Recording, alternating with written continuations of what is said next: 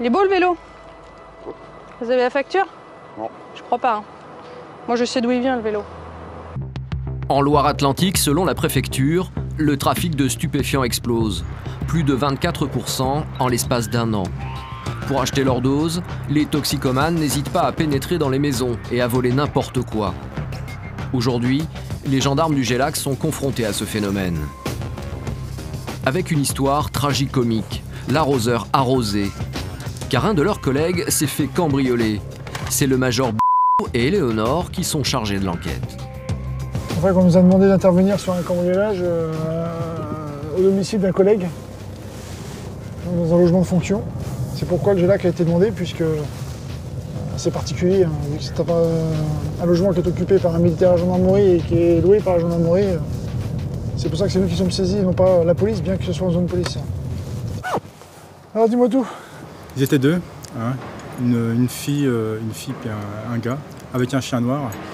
Et donc ils sont passés, le gars a dû passer par-dessus le portail, il était derrière là, il a donné un coup de pied. Il a donné un coup de pied dans la porte là, et puis voilà quoi. Effectivement, vous verrez. Il est rentré dedans et puis il a pris un des deux vélos quoi. Il y avait un VTT, un vélo de course, il a pris le VTT. Un VTT Ducati beige. Beige? Ouais. Ok. Un couple de voleurs qui serait passé par la porte. Le voisin qui les a vus partir les a suivis. Il a vu le couple devant chez moi là. Et puis après, il les a vus au niveau du Super U, au niveau du Leader Price avec le VTT quoi.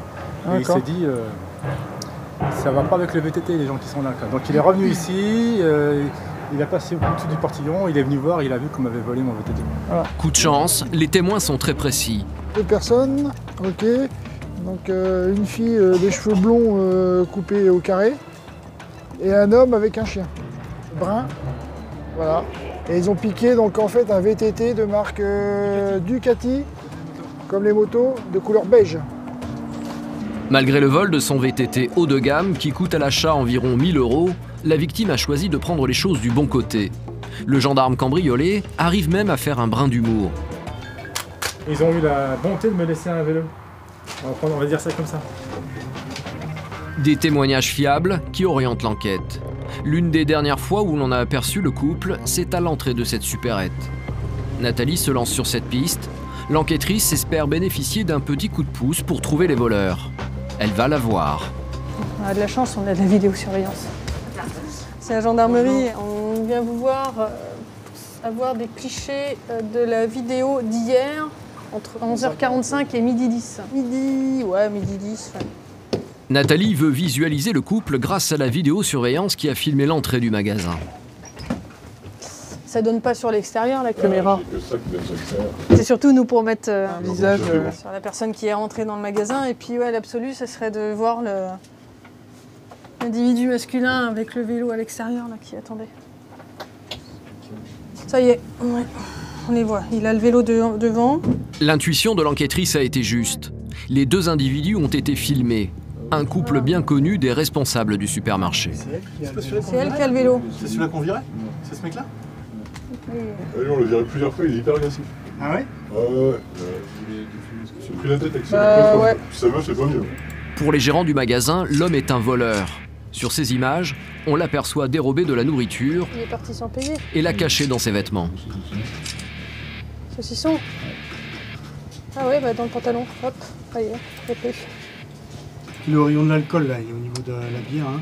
L'homme a également dérobé de la bière. Il y a la nourriture, en effet, mais il n'y a pas que ça. Donc, il y a l'alcool et surtout l'alcool, parce qu'il prend plus d'alcool que de nourriture classique. Et il s'en va. C'est servi. Après son larcin, l'homme s'éclipse en catimini devant les caisses. Une fois parti, c'est au tour de sa compagne blonde d'effectuer sa petite razzia dans le magasin. Au rayon cosmétique cette fois.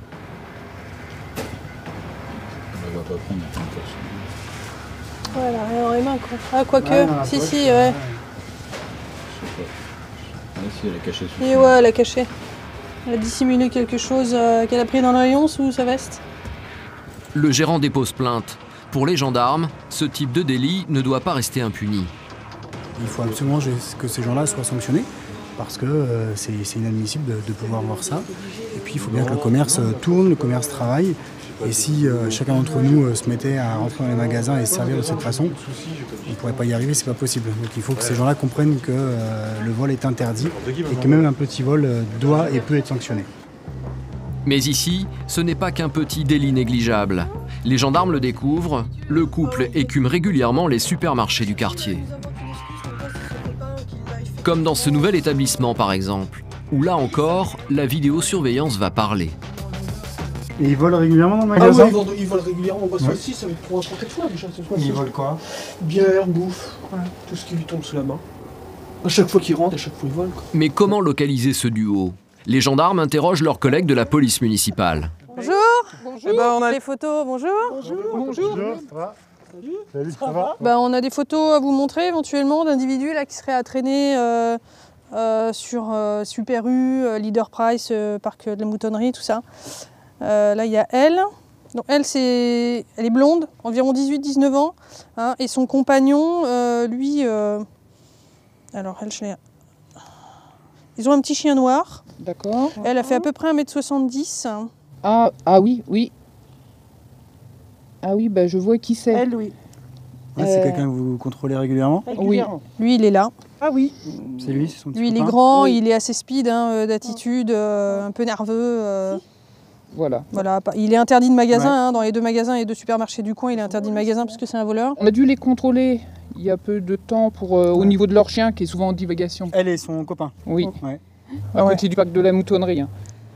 Le couple de voleurs a été vu régulièrement dans le parc municipal où il promène son chien. Afin de ne pas gêner le repérage, nous filmons en caméra cachée. Il y en a qui a un VTT là-bas, un VTT blanc. Mais alors que Nathalie espère trouver le duo de hors-la-loi, son œil est attiré par un détail intrigant. Un individu juché sur un vélo qui ressemble comme 2 gouttes d'eau au VTT volé. Tiens, c'est celui-là. Hop, on va l'interpeller.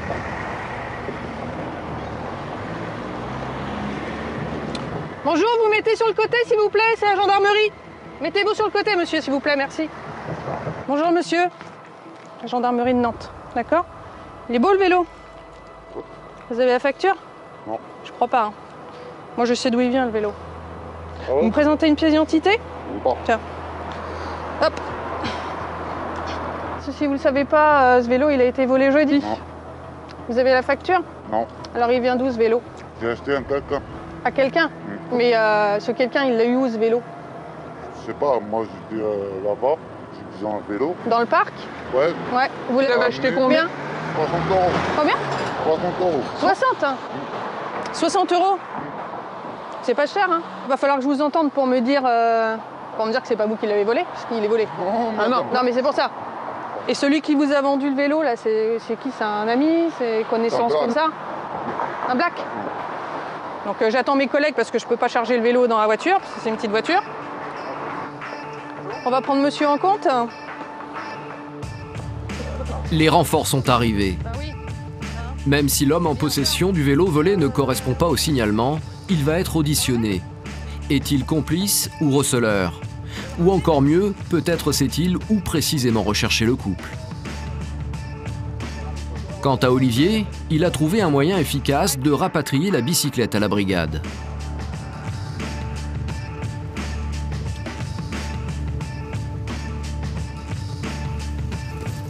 Mais au moment où le suspect s'apprête à être entendu après une fouille réglementaire, Nathalie est alertée en urgence, car un témoin a localisé les suspects.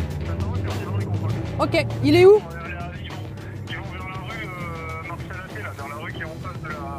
Donc il y a l'agent de sécurité qui nous a appelé pour dire qu'effectivement ils étaient là, tous les deux. Le couple a été repéré au bout de cette impasse. Les gendarmes interviennent immédiatement.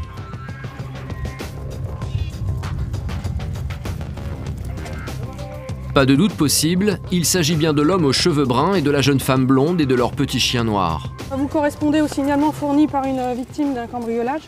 Je veux juste m'expliquer. Ouais, je veux juste m'expliquer avec vous. Ok, allez, venez avec nous. Hein, ça durera pas très longtemps. Si l'homme garde son calme, la jeune femme, elle, est effondrée. Elle ne supporte pas notre caméra. C'est 13h45. Ok, arrête, calme-toi. Mais il va pas montrer ta tête, hein. D'accord? Calmez-vous. Il n'y a pas mort d'homme, hein. D'accord? C'est pas une affaire d'État. Nathalie tente d'apaiser la jeune femme. Avant l'audition, il faut que les deux gardés à vue se sentent en confiance. Progressivement, les gendarmes mettent à nu le profil des deux cambrioleurs. Du déjà-vu. L'homme est un toxicomane, un marginal en pleine errance. Pourquoi choisir la maison? Parce qu'en fait, je suis déjà passé plusieurs fois devant, j'ai vu que c'était fermé. Après, j'ai mis un coup de pied dans la porte du garage. Je n'allais pas là-bas pour voler un bloc, je suis tombé dessus, voilà, je l'ai pris. Dans l'esprit du marginal, le vol du VTT était destiné à la revente immédiate pour acheter des stupéfiants. Quand on est en galère, qu'on est à la rue, tous les jours, on sait pas ce qui va nous arriver, qu'on a besoin de quelque chose. Quand on a une opportunité de pouvoir prendre 30 balles. Quant à la jeune femme, âgée de 18 ans, elle est enceinte de quelques mois. Après quelques petits boulots, elle a fini comme son compagnon, à la rue. Un couple de toxicomanes à la dérive qui volaient dans les supermarchés. Après leurs aveux, les suspects sont placés dans des cellules voisines. Avant d'être enfermés, la jeune femme lance un petit mot d'amour à son amoureux. Mon cœur, je t'aime. Tu m'entends pas? Si, t'inquiète pas. Pour Nathalie, l'enquête s'arrête là. Bon bah c'est bon, j'ai eu le parquet au téléphone. Bah là ils sont libres, hein, on va lever la garde à vue, on leur notifie leur convocation en justice. J'espère qu'ils ne vont pas perdre leur convocation d'ici là. Puis surtout qu'ils vont s'y rendre parce que sinon ils vont prendre plus cher que s'ils sont jugés par défaut, ils vont prendre le maxi. Oui, ils ont plutôt tout intérêt. Voilà. Bonne soirée. Les deux marginaux quittent libre la brigade. Ils retournent vers l'inconnu d'où ils sont venus, le monde impitoyable de la rue. Il faut maintenant restituer le bien volé à son propriétaire. Il n'attend que toi. Ah bah je suis content, oui. Je pensais pas le revoir. Bah honnêtement, ouais. J'avoue qu'on n'aurait pas parié le retrouver, mais bon. Ah bah c'est bon, c'est comme quoi. Au niveau des lumières, c'est pareil. Les lumières marchent encore. Eh ben merci, je t'en prie. Une enquête sur la délinquance ordinaire, bouclée à la vitesse de l'éclair, avec des témoins fiables. Une vidéosurveillance qui parle et un butin retrouvé. C'est presque une exception, car au petit jeu des gendarmes et des voleurs, c'est bien souvent le cambrioleur qui gagne.